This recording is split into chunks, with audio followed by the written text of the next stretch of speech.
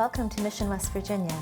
I'm your host, Rachel Kinder. I'm the director of the Frameworks program at Mission West Virginia, and today my guest is Joshua Eisen, who is our director of accounting. Welcome, Josh. Thanks for joining us. Thank you. It's nice to be here. We are here to talk about nonprofit accounting today, but first I am going to have Josh introduce yourself to our audience and talk a little bit about how you ended up in accounting and maybe what work you have done before landing at Mission West Virginia. Yeah. Well, like you said, my name's Josh. I actually got my start at Ohio University, much like yourself. That's true. And I actually did not start out in accounting. I started out in business management with an idea that I would work in retail forever. I did that for a few years, and I did not like that. And then being in business management, I had to take several accounting classes, and I thought it would be really easy to just roll those over into an accounting degree, which is I completed at Marshall University here in West Virginia. Okay, actually, I did not know that. Yeah. So I think everyone hears accounting and thinks that you do taxes. I did used to do taxes. That's how I sort of cut my teeth in the beginning, but I have not been a tax accountant for a long time, and I'm out of practice. So basically, you keep Mission West Virginia running in terms of the books and the finances and the funding, and we are an agency that now has about almost 50 staff at this point, so that's a big job. Can you maybe start by introducing the audience to basically how we're funded? We're a 501c3 nonprofit, but kind of break that down a little bit. Yeah, so like you mentioned, we are a 501c3 nonprofit, and as such, we get most of our funding through grants. Much of those grants are from the government, but some of them are through private foundations. Our government grants are kind of divided into a few different categories. We are mostly funded directly from the federal government, but we also get a lot of state funding. Now, a lot of that state funding is actually federal pass-through money, where the federal government will give the state money, and then the state will give it to us. Those are some very subtle but sort of important distinctions as far as how we manage our grants and administer them and perform our reporting. And I have noticed quite a difference. The two main directors at Mission West Virginia, we have myself, and mine are mostly state grants, and then the Think program is mostly federal grants, and there's a fair amount of differences in how you apply for them and maintain them and draw the money for them. Yes, that is correct. So we are also funded through, not funded through, but are supplemented through donations, right? Yeah, that's correct. We usually when we get a donation, it kind of falls into one or two categories. Just like a general donation, like if someone writes us a check, some people do like payroll deferrals. Like if there isn't like a specific reason that you note in your donation, it sort of goes into a pot of money separate from like our restricted donation. We just basically call it unrestricted. It's a little bit more lenient on what we can do with that money, so it's nice to have that. But most of our donations that we get are more for your program, which we restrict specifically for foster care, adoption, things like that. People will either write us a check or tell us maybe something verbally saying, I want this to go towards foster kids or adoption. I want to help children in this area or for this reason. So now if we get a check for that, we have to document why it was restricted, and we have an actual legal obligation to use it for the purpose that it was designated for. And we give you a hard time, but it's pretty much your job to make sure that we do that in that way. Yeah. And we've actually recently had some pretty big donations from a private foundation that indicated that these funds should be used mainly for children aging out of foster care, former foster youth, that type of thing. Mm-hmm. Yeah, and we go to great lengths to make sure that all funds that we receive for designated purposes are used for those purposes. And then we also get donations of items, and I think people might be surprised at the things that come through our doors. So we have a program called Carry On where we collect, basically we want to replace luggage or replace trash bags as luggage for kids in foster care. So we collect new luggage, gently used luggage, and also hygiene items. But other things have come through the door as well, and we pretty much have a policy where we accept whatever people would like to donate and then try to find the best use of that. So you were helpful in writing a policy for donors so that they understand that we will accept these things and find the best use of them. Yes. So at any time in our lobby, you might see everything from suitcases to Beanie Babies. But you were very firm about putting policies in place so that we appropriately use those donations. Yeah. And I think that it's a good thing to encourage those donors because not everyone has money to give, and it's a good way to engage people in our causes. But you had mentioned breaking down different expenses and things. So do you think people would be surprised by the amount to which we credit different things to different grants in terms of time and money? They might be surprised. Like, I guess a lot of people don't spend their time just thinking about like nonprofit accounting, or like when they write, a lot of people write checks to nonprofits, especially when it's getting ready for tax season, but like maybe not think like, all right, what's happening with this? How do I know this is being used for what I'm hoping it does? So like for what we do is we have basically a grant code that we assign for basically every pot of money that comes into our organization, even like the donations. Right. So once we apply a grant code, we receive that money, we put it into just basically one account. So all the money gets mixed together, but we still maintain how much of that money belongs to these different purposes.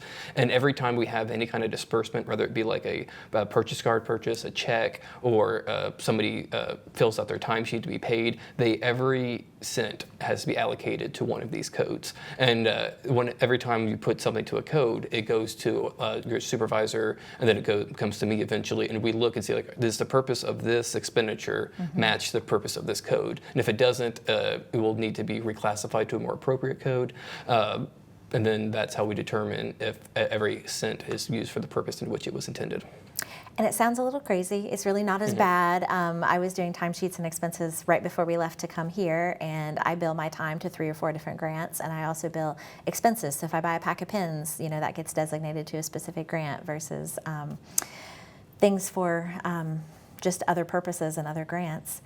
So let's talk about our indirect rate, because that's something our executive director is extremely proud of, and she wanted to make sure that we hit on. Can you explain what an indirect rate is? Yeah, certainly. So as I mentioned before, how every expenditure we have gets a code towards it. I mentioned it was a grant code, but we also use it for things that aren't necessarily grants. So in my case, since I'm an administrative staff, most of my time goes to our administrative code, which is just 101, like kind of simple. It's not exactly a grant, but it is how we track all of our administrative expenses. So basically for every time I fill out a timesheet, or if I have an expense reimbursement or anything I do for myself, for work purposes, I bill it to 101. And all of those 101 expenses get pulled together for the whole year into this big pot of money for administrative purposes. So then you basically take that pot of money and divide it amongst all of our expenses that go directly towards grants.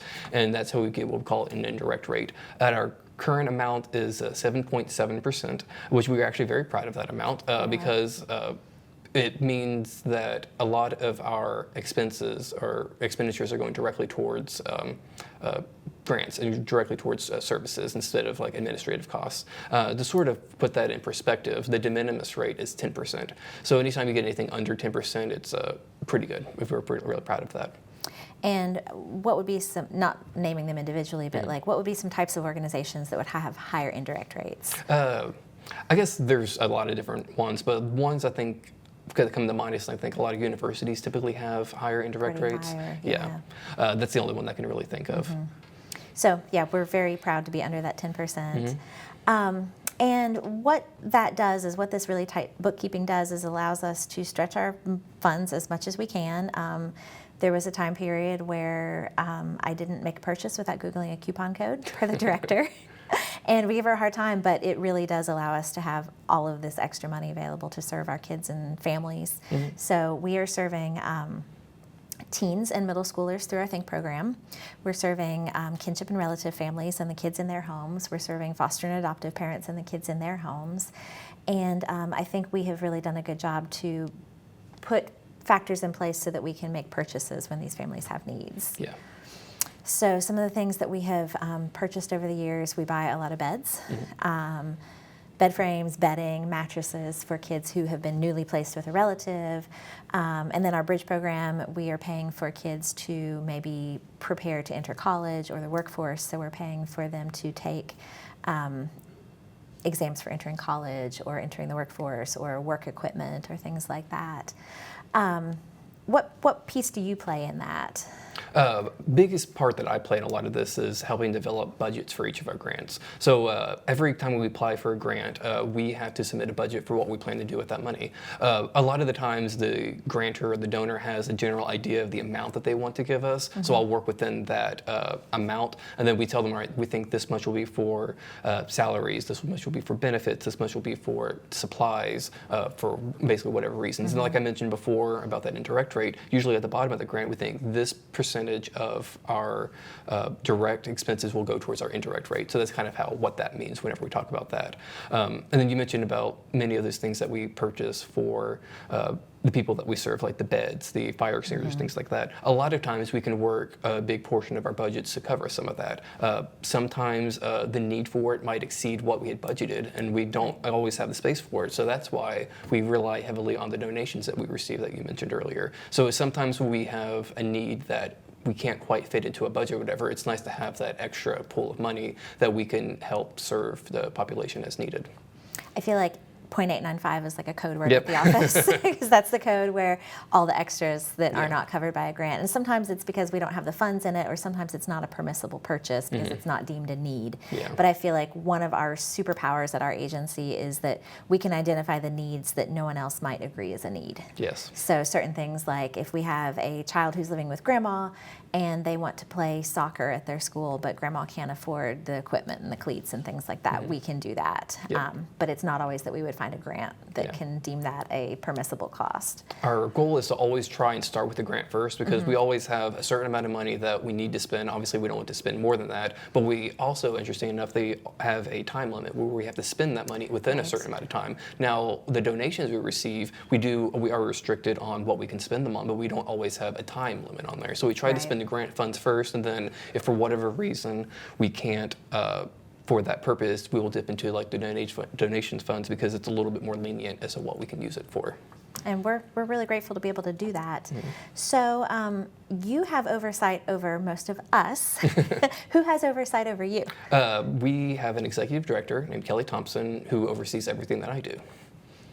And do you answer to a board of directors also? I report to Kelly, and then Kelly reports directly to the board. But usually, whenever Kelly is with the board, I'm also there presenting other information, like typically financial in nature. But everything that I do financially that Kelly does for the organization also has oversight from a board of directors.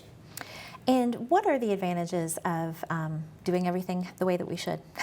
Well, doing everything the way we should enables us to continue doing things that we need to do to serve our community. So like by having this oversight and making sure that we are within compliance with all of our federal, state, foundation grants, everything allows us to continue to perform these services.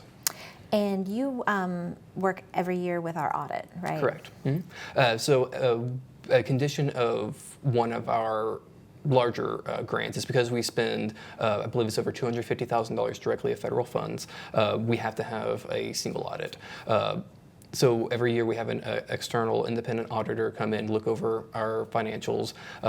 They pick samples of like different transactions and determine like, are we spending these purchases and aligned with like our grant agreements, and are we reporting that we spent what we've actually spent? And they look at various other things as well. But they come in and they look at our controls and say like, hey, if you have an expenditure that comes in, like how are you determining that this is approved, it's appropriate, it's necessary? And they review our controls and make sure that we are doing what we need to do in order to spend this money correctly. So has an auditor ever asked why we buy bulk Jolly Ranchers on Amazon? They may have asked Kelly, but I don't think they've ever asked me directly. But at this point, I think they've probably seen it so many times throughout the years that they might just look at this like, oh, it's just a typical Jolly Rancher purchase. They come in very large, heavy boxes, and for our audience who would not know, they are the incentive for our Think program. So when they go into schools and they want to encourage children to participate or answer questions, that is the designated reward, is Jolly Ranchers. And it was established years ago. We don't really differ from it. That's the accepted candy. Some kids call our educators the Jolly Rancher ladies. But we do buy them in bulk on Amazon. See, and I've always thought that was surprising because I've never been a big Jolly Rancher fan, and I never thought that kids would like it all that much, but I've heard from the educators that the kids go nuts for it. They do, and when you notice like a spare bowl sitting around the office, nobody at the office goes for them. But at some point, chocolate melts if you leave it in your car. Other candy might be messier. At some point, that just became the accepted purchase, and it seems to work. So I imagine you run into things at our office that might not be typical in a corporate or a for-profit environment. For instance, Jolly Rancher purchases, Beanie Baby donations. But what are some other differences in jobs that you've had that were maybe more corporate or more for-profit? I think for me, the biggest difference isn't so much about being nonprofit and for-profit. It's more about being grant-funded and non-grant funded. Okay. Because I've had clients before my previous public accounting job where they were mostly nonprofit, but they're still very different from us in the sense that they generate and earn their own money. Like I come from a healthcare background, so a lot of my clients were Gotcha. hospitals, nursing homes, continuing care communities. So like where they perform a service and they charge directly for that service, and that's how they generate their income. Now, the interesting thing about that compared to us though is they can basically do what they want with that money. Now they are still limited by being a nonprofit. Like they can't just disperse it to like owners or themselves or anything Right. like that. But they don't have to worry about what they want to spend their money on. Whereas us, like since all of our funds all of our income is grant funded, every time we want to spend money, we have to determine like what source is this going towards? Is it serving that purpose? So we're a lot more restricted in what we can do. So a lot of decisions that we make isn't so much can the organization do this, it's can each individual grant do this. So for instance, we recently just introduced some new benefits to our organization. We offer health insurance, dental insurance, vision insurance, and from a general standpoint, the organization itself could afford it, but we have many different grants. Some of them are really large and have a lot of flexibility. Some of them are really small and are very inflexible. So we had to be very conscious about what kind of benefits we can offer and how much we can offer, because it doesn't really matter if the largest grant can afford it. It really matters if the smallest grant can afford it. And then a lot of the ways we kind of worked around this is reworking budgets to be more streamlined. Like we're starting to rely more on our donations to help supplement some of our smaller budgets that we couldn't quite cover some of these expenses. Do you ever think, wow, this place really needs to generate some income? Well, not necessarily, because there are like rules about how you can generate income for like nonprofits. And then if we were to generate that money, like how would the initial funds come from? So like there would be issues with generating our own money like that, because like as a nonprofit you can't just go out and like make money doing whatever it has to actually serve the purpose of your organization. So we can't sell Girl Scout cookies? To an extent, it's almost like I'd have to research the actual rules, but like you can only make so much money that doesn't serve your purpose and still be considered nonprofit and like non-taxable. Interesting. So one of the things that I think is maybe a little bit unique about our agency is that we have an actual building in Putnam County in Hurricane. And about half of our staff are there or they're part-time. And then we have, 20 employees staffed kind of all over the state, working either from their homes or from alternate work sites like schools. And I feel like that helps our agency because we are able to serve more people. We're able to tap into employees in different parts of the state, so we're not just hiring people out of Hurricane, West Virginia. But we have to tweak some things to make that work. So I know that every time we are calculating mileage, there are certain things that we have to figure out. Yeah. What's your take on that? Is the hassle worth the benefit? I absolutely think it's worth the benefit, because I think by operating on a smaller level, as far as like only having the one office, even though we serve the whole state, that allows us to spend more of our money on areas where it really matters. Because when you think about it, like every once in a while a situation will come up where someone might have to drive a little bit farther just because they only have the one office. But is that really worth having a whole separate office with a separate lease and all these additional expenses in another part of the state just to maybe save a little bit of mileage? Right. So by having just one centralized location and letting people work from home, I think that's really beneficial. And plus it's also, especially in this post-COVID era, like it's not that uncommon for people to work from home. And I think we've shown that it is a possibility and that people can be trusted to work from home. So like we can still need like our main office, but we don't necessarily need these satellite offices all over the state for people to just drive from their home just to drive to that office. And I have seen other nonprofits, I feel like they do struggle with meeting the expenses associated with satellite offices. And we do have a pretty good combination of, I'm an office-based person, I'm office-based, but I have the option to telecommute a few days a week, or I'm based out of my home and I serve there, or I go from my home to a site. Yeah. So we're serving about 18 counties through our Think program, 5 counties through our Bridge program.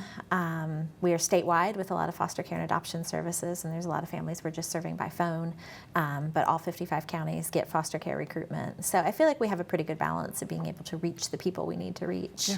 And I think we've had this office for a long time, much longer than I've been there. About I think 19 years. 18 years, and we actually have not. We have a very lucky to have a landlord that kind of supports our mission and likes what we do. So like we don't, whenever we sign a lease, we don't really get a lot of big like rate increases, and by doing so, like the rent has stayed relatively fixed over the years, but the organization itself has grown a lot. So like whatever percentage of our budget went to rent before is actually a much smaller portion now, just because the organization has grown disproportionately to the size of the rent, which is a good thing, and that allows us to spend more money directly on services. That's a really good point. So when we interview people, we do say, hey, it's a nonprofit. We don't have a cleaning service. If you want to not have trash under your desk, take out your trash. So our audience might be surprised that you, one of your side duties was getting a raccoon out of the dumpster. Yeah, that was actually just this week. Are there other things that you do that you have maybe not done in other jobs, or that maybe no one is thinking about when you think like director of accounting? I do a lot of the trash, like not for any particular reason other than it kind of helps me break up my day. Yeah. Because I think it needs to be done every so many days anyways, but like sometimes I need a break and I want to just walk around, but I don't want to be unproductive, so I will take out trash. There's been a few other weird duties, like we repainted our office recently because we tore down all of that terrible wallpaper that was just peeling off the walls, and the landlord said like, yeah, go ahead. So we took a while to peel it down, get all the residue and the adhesive down, and then paint. So like that was a project that I had led up that I was not quite expecting whenever I started there. Yeah, because the rumor is our office used to be a dentist office, and it looked like dentist office wallpaper. And we're pretty invested in that building at this point because we've put a fair amount of work into and ownership of that building over the years. So this wasn't one of the questions I prepped you with, but what's a typical day for you? Usually the first thing I do when I come in is obviously check email. We have like in Teams, which a lot of companies have, but like I will log into our bank account and make sure like no one has robbed us since the last day. Which we have pretty good internal control, so I don't expect it to happen, but like there's always just like better check it. My card did get shut down a couple weeks ago. Well, that's actually part of our internal controls. Like if we have a suspicious activity, it will decline and shut down. It sure did. Yeah, but also that's how I determine when we get paid, because when we submit invoices for our grantors, they don't always tell us. Actually, they never really tell us when they're going to pay us. So it's just like we wait a few weeks or wait a month, and I check the bank account like, oh, they paid us today. Nice. Always good to see those. Yeah. I know this week I have you drafting a budget for some expansion for us, so that's exciting. Yep, I do a lot of budgeting. Which we're really grateful for, because we did a lot of that ourselves before this position was created. You spend a lot of time in Excel. What's Excel? You have a favorite formula. I do, VLOOKUP. But yeah, definitely do a lot in Excel. Yeah. What time of day is your Wordle break? I usually try to get it done before lunch, because that's a big topic of conversation around the lunch table. So usually I try to get it done by 11. Because you like to brag that you've already solved it. What are some other things that you might do on a typical day? Let's say there's a lot of like typical just bookkeeping and accounting things. Like I process the payroll, I process employee expenses. Anytime we need to write a check or anything, I do that. We have some subcontractors that perform services for us throughout the state in areas that we can't reach easily. Right. So we process a large ACH just to pay them. So that takes up some portion of time. We just started doing benefits, so there's some administrative tasks along with that, like making sure matching withholdings to the amount that we cover, and then making sure that matches the invoices that we receive from our insurance providers.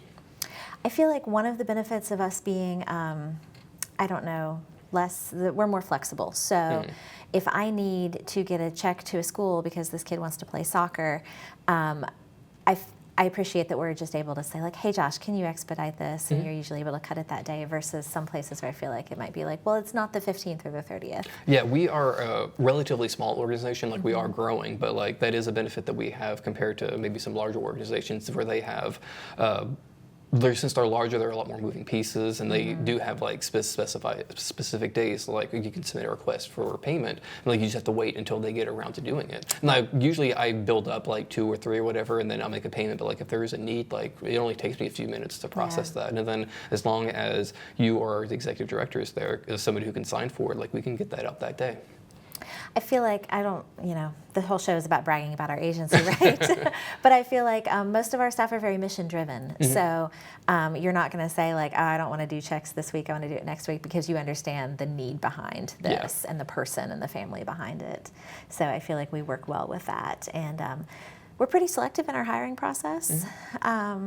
So we really look for people that share the overall mission of the agency, even if you might just say like, well, I just do the numbers.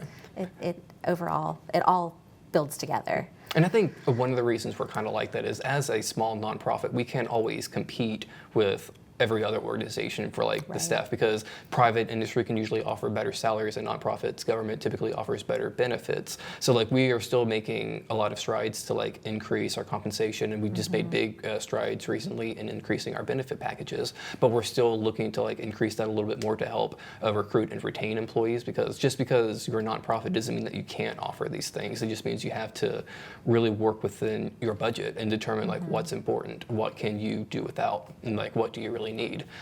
So we work with that framework to make sure we can try and recruit who we can to perform these services.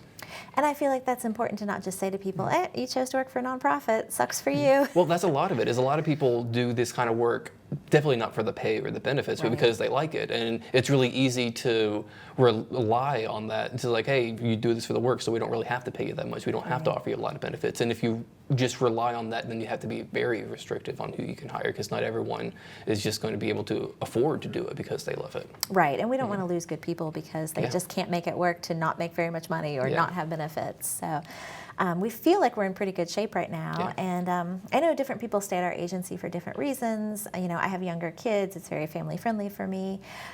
You've had some interesting trips that you've been able to take Oh, while yeah. still keeping things working. Do you want to share something about that? Yeah, I do like to travel a lot. I've been traveling since before I started here, but I've been able to actually increase it a little bit more just because I have a lot more flexibility here. Where I came from in public accounting, I'm sure many people here aren't that familiar with it, but like there's frankly not a lot of flexibility. Like I got a lot of PTO, but I would never have the opportunity to use it. So every year I would basically just cash it out for a bonus, which was nice, but what I really wanted to do was be traveling. So now that I'm here, we have a fairly generous PTO package. It might not be quite as comparable to like what you'd see in Europe, but like for American standards, I think it's really impressive. But it allows me flexibility to like travel internationally a lot. And what was your most recent trip? My most recent trip, I was in the Iberian Peninsula, so it was Spain, Portugal, and Andorra. And it did impact your job because you broke your glasses.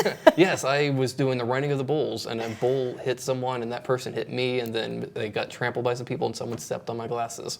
And then you taped them to your head and kept running our books. I did have to have taped them to my head, at least for probably about a week or so, because it took a while for the new frames to come in, and I need the glasses. I cannot see without them. It all worked out. Yeah. You got to go to Spain. Other than that, like, what's your favorite part about your job? Excel? I'm not sure Excel's anyone's favorite thing, but like if we had to switch to Google Sheets, I would quit immediately. I would quit with you. No offense to Google, but yeah, I'm definitely an Excel guy. But I guess I do love the people. Like it's really nice and refreshing to wake up in the morning and not have to think, oh, I have to go to work today. I have people that I enjoy working with. I have flexible work arrangements that can work around my lifestyle. I have a job that has very reasonable demands of me. These are all things that come together to create a pretty effective work environment. I agree. Thank you for sharing all the ins and outs that people may not know about nonprofit accounting. This has been another episode of Mission West Virginia, and we hope that you will join us next month.